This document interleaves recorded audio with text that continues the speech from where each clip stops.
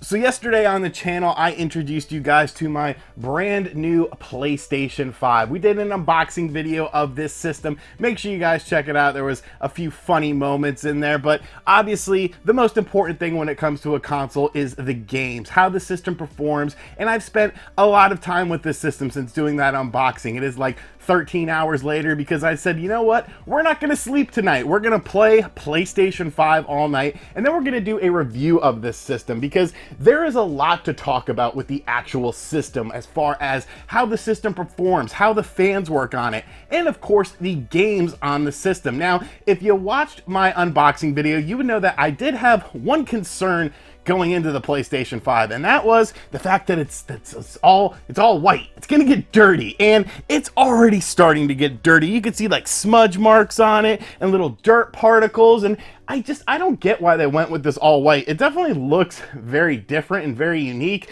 and the system itself, I don't know, I guess it looks okay, but really cosmetically speaking, I'm not a super huge fan on it. It looks weird, you know, it doesn't look like a traditional console, and that's obviously what they were going for with this system, to try to stand out a bit more, but I don't know, maybe I'm just a bit of a traditionalist, but obviously that really doesn't matter, because as long as it plays video games, I don't care what it looks like, but it definitely attracts a lot of dirt and a lot of dust, so if you're very anal about your things being clean, you might not like the system, but I mean, I'm a greasy Italian, so I don't really care about things like that, and it also transfers over to the controller. I'll have a close-up of the back of the controller. You can see some sort of grit, some sort of grime after playing this thing, and yeah, it's getting dirty. This white is going to show a lot of dirt and a lot of dust, but like I said, it's not the end of the world. It's just something that I thought I would mention because I did mention it in the unboxing video. Now, as far as the actual system is concerned, wow.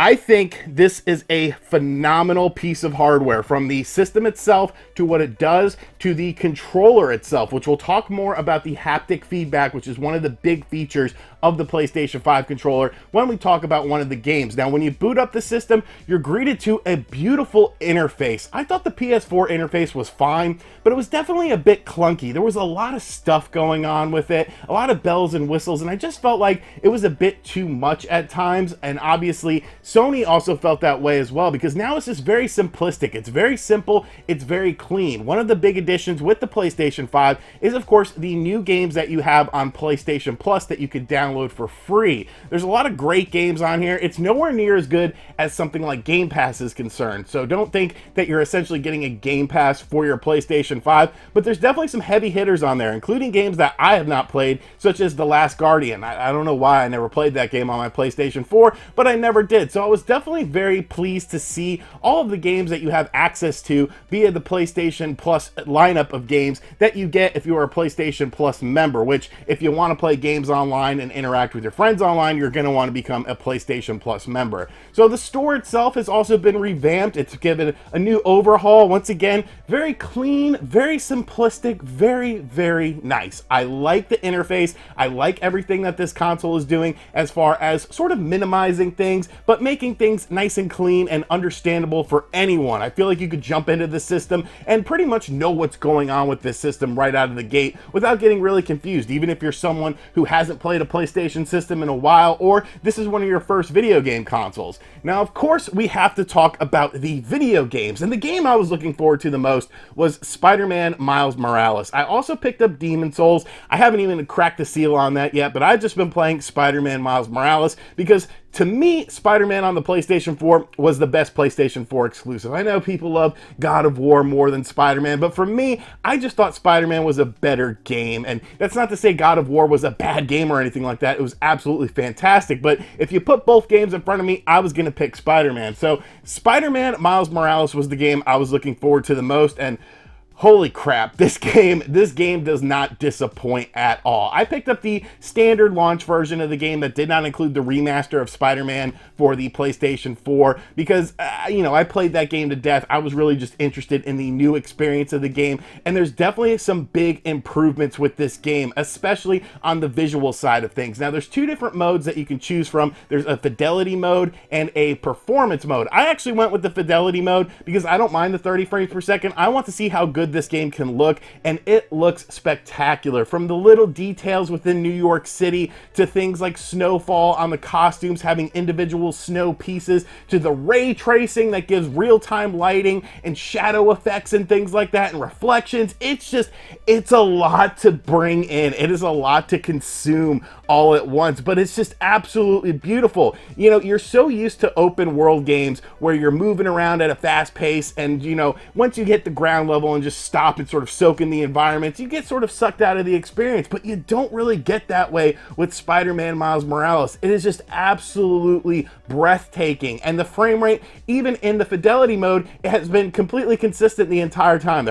There's been no drops of frames, there's been no screen tearing or anything like that. Just an absolutely marvelous performance of a game. Now, it definitely is on the short side because there's only 15 missions in the game, and I have already completed, I'm actually on mission 11 right now, and my playtime hasn't been all that long. So it's definitely not the longest game in the world, but the experience is just very high quality. The story is great. I'm really enjoying the character of Miles Morales, even more so than Peter Parker. I'm not the biggest Spider-Man person in the world. Whenever I think of Spider-Man, I think of Peter Parker, but I think the Miles Morales character in this game is a hell of a lot more entertaining and a lot more relatable than Peter Parker is to me, but you know, your mileage will vary with that. But definitely a solid, excellent experience. The combat is a lot of fun. You have the upgrade system. You have various suits you can unlock. Even a suit where Spider-Man Miles Morales is rocking the Timbs. I mean, it's New York. Even Peter Parker should be rocking the Timbs in the wintertime in New York. Like, it's just a New York thing. So Spider-Man Miles Morales really impressed me. Now,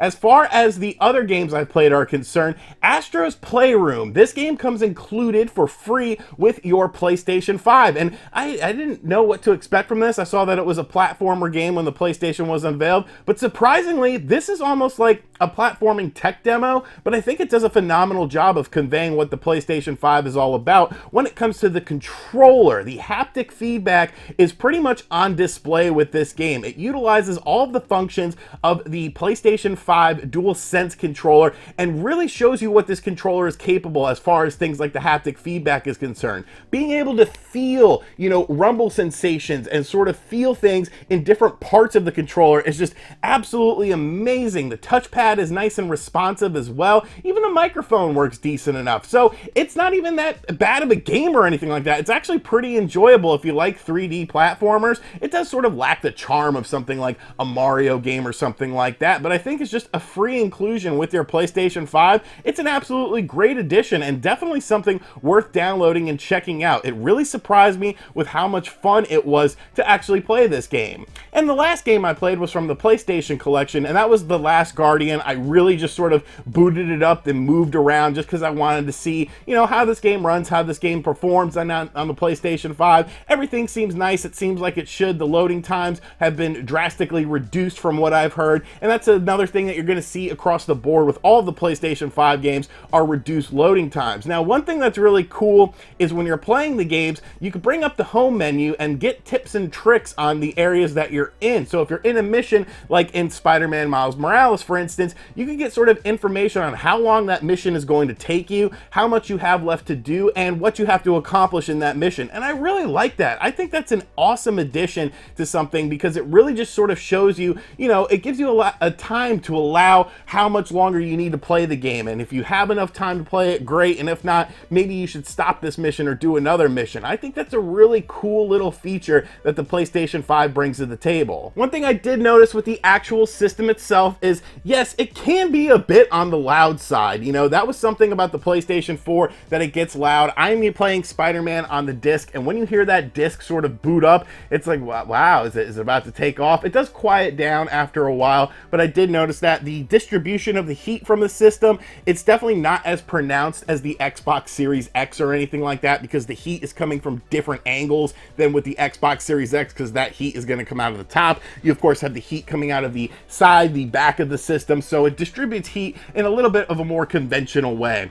Overall though, I think this is an awesome system. I'm really impressed with how much I am enjoying this system, and it really feels like a next generation console. That's not to say that the Xbox Series X is a bad console, but in my Xbox Series X video, I pretty much ended it by saying, unless you're a diehard Xbox fan, there's not really a huge reason to go out and buy the system on day one. In 2 years, a year and a half, 2 years, the Xbox Series X is going to be a phenomenal system. It will probably run the third-party games better than the PlayStation 5 out of the gate, and once those Xbox exclusives start hitting, that's when things are going to get really fun. But the PlayStation 5 came out of the gate with exclusives. Even a game like Astrobot is still an exclusive for the system, and it showcases what the system is capable of. Spider-Man Miles Morales might also be available on the PlayStation 4, but it was designed with the PlayStation 5 in mind. It runs better, it looks better, and it plays better, and it's only available on a PlayStation 4 or a PlayStation 5. There are noticeable differences in both of these sort of systems mentality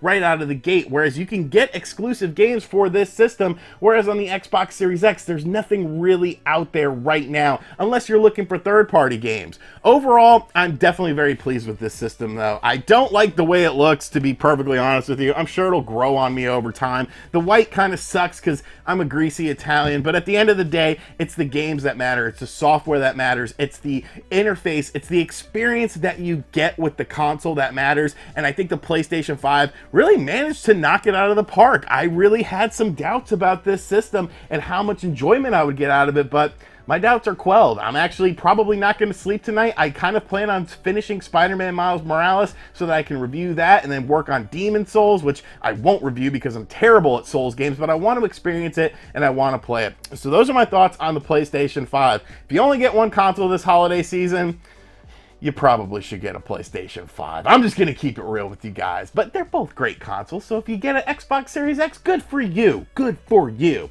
Let me know in the comment section down below what you think of the PlayStation 5. Did you manage to get your greasy mitts on one? And if your mitts are greasy, they're going to be all over this thing. Waiting a bit for the console.